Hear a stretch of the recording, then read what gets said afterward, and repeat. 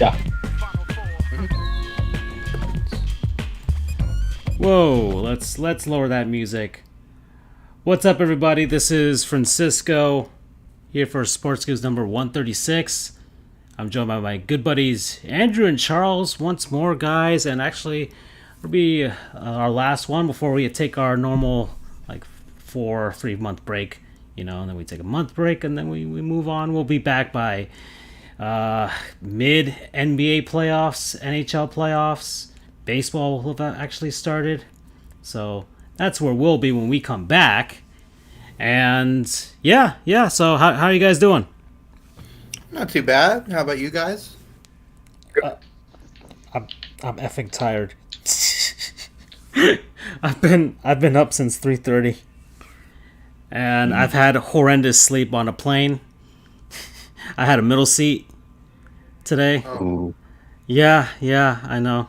I'm glad I lost this weight because that would have been much more uncomfortable.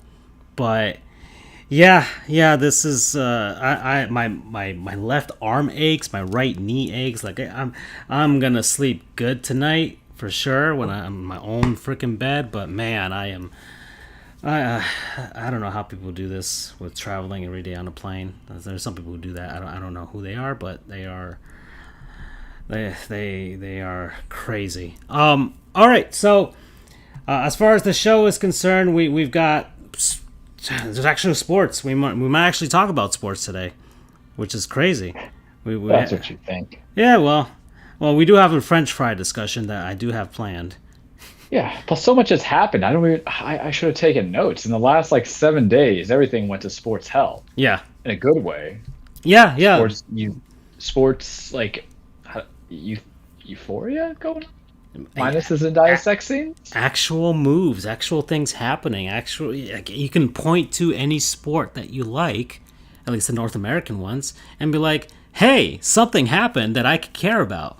So that's what it is for me. I'm gonna go dive into the NHL trade deadline myself, and NBA is rolling on. Baseball is spring training's happening, a truncated spring training, but guys, the big free agents have all gone. Like they're gone, and the Dolphins are trying to win back my heart. I still don't believe in them. Doug is, of course, drinking the Kool-Aid, and we'll talk about that later as well. And then we got college tournaments. We've got March Madness, men's and women's, and we also actually have the Frozen Four tournament, men's and women's as well. So there's a bunch of stuff, and of course we're getting the run up to WrestleMania, right, Charles? So And that card's not even complete. So I'll tell you guys right now. I don't know if we're gonna do WrestleMania predictions in the cage today, or if I just might do a very long voice note, send it to you, and just say, hey, this is your special, off the key, I do have some spring. things in the works that I'm planning for off season for now. So keep put a pin on that idea, Charles, because it actually might relate to what I'm trying to do. Okay. Pen is put. All right.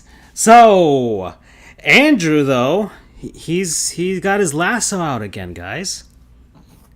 Andrew, are you there, my good friend? Yes, sir. All right, go ahead, go talk, do your thing. All right. So, as Francisco alluded to, we are in college in the the winter sport, collegiate winter sport playoffs season. Like you said, we got basketball, March Madness. You have the CBI, the NIT, the NIT. WXYZ. But forget all. Well, no, we'll discuss it later. I want to get to our guest here. So, two tournaments going on are the Division One Frozen Four for women's and men's.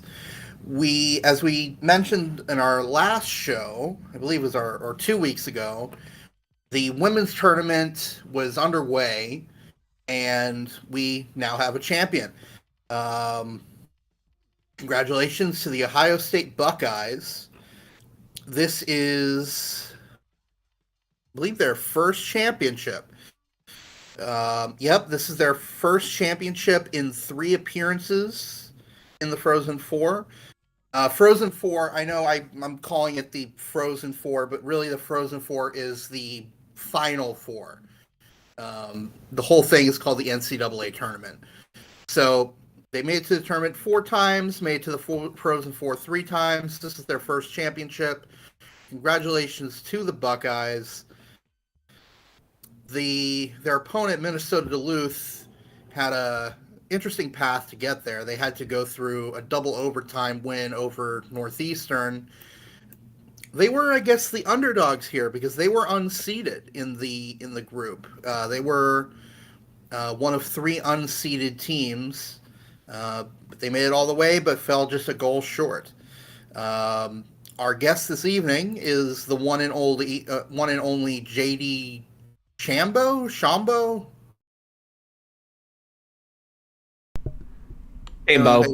There he is.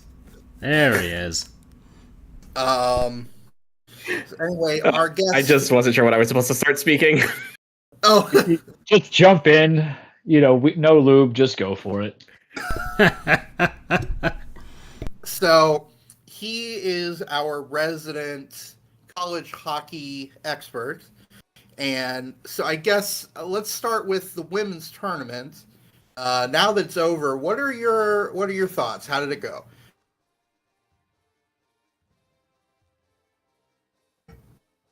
So, I mean, it's definitely good to finally have a first-time champion for the first time in forever.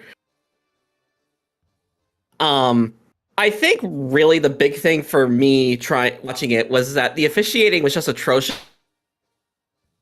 in that it was non-existent, and I think that ended up favoring Duluth over Northeastern in that semifinal because there were multiple instances of just like very bad hits in a sport where hitting is more or less illegal to begin with that were just going completely uncalled by the officials.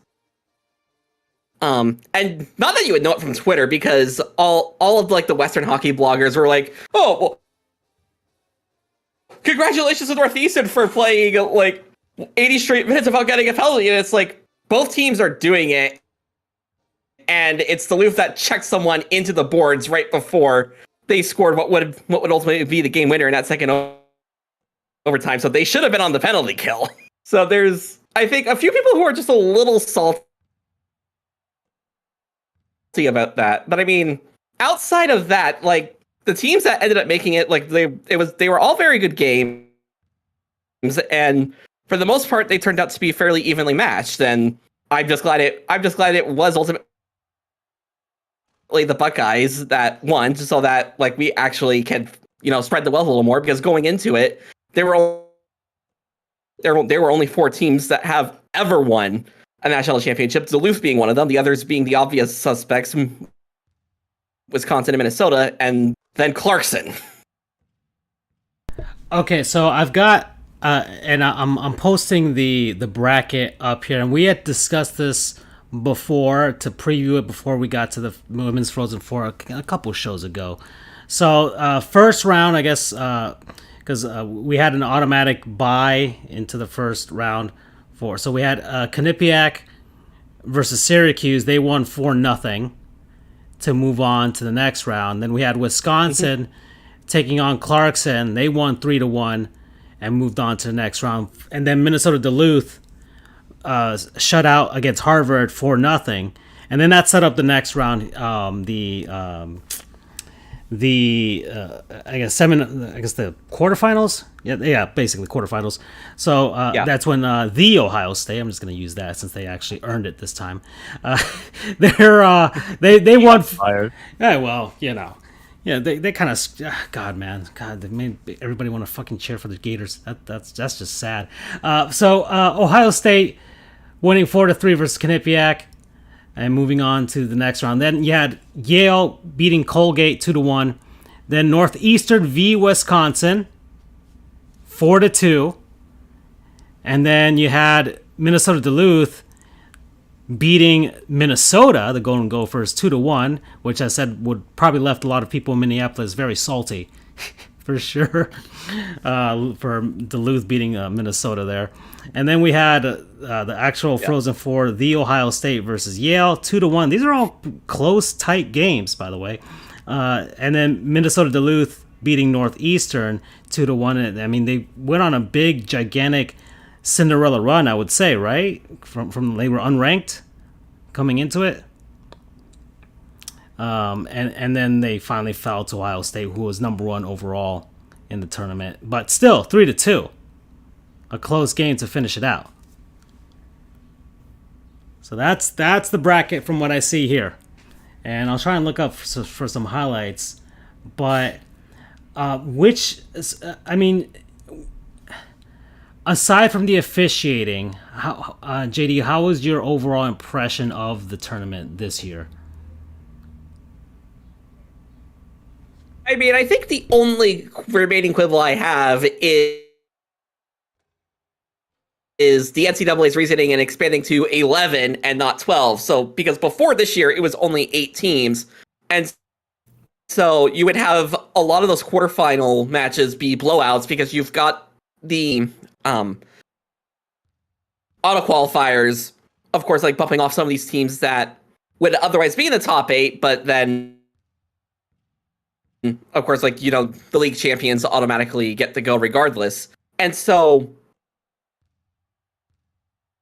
with the expansion, like, you like have these games that are all very close. And like, even in the first round with Quinnipiac Syracuse, yeah, the final score was 4-0, but that was still a pretty close game up until like late in the third when Quinnipiac finally pulled away by getting the basically the insurance goal. But like, they didn't even get on the board until halfway through the second period. Like, it could have gone, that easily could have gone Syracuse's way if they had been able to keep up the shutout. Yeah, or at least put up a goal. And then like Wisconsin Clarkson, it was like a 2-goal difference. But like even Wisconsin Clarkson, it's like, like 3-1, but like that third goal came very late in the third period. Like, up until that point, we thought there might have been a chance that one would go into overtime. And then as a result, you have far more competitive quarterfinals ultimately. Like the Ohio State Quinnipiac game, that one also went into overtime. I think that one actually went into 2 overtimes as well. So like, you have basically Ohio State in an actually competitive quarterfinal, whereas before this year, they would have been up against Syracuse, and it probably would have been a similar result to Syracuse's actual first round game, where they got flattened, but the margins are a lot closer. Like, you actually have these top teams that are able to get a chance. Like Duluth, I believe, was 8th in the overall seed table before entering the tournament. So had this been or 7th, had this been under the original format, they wouldn't have even made the tournament. And then they ended up in the championship game. So the changes are definitely for the better. The games were certainly entertaining and competitive. I think it's just NCAA, get your shit together and just add a 12th seed for next year, because you've got another league coming that's about to get their auto bid anyway. That's what I was looking at when I looked at this bracket, and Andrew was telling me that it was an 11-team bracket. I'm like, wait, that's so weird. Why 11? why this random number out of everything? It just make everything even. It didn't really make any sense to me. Yeah, so the reason is based on the actual proportion of teams when compared against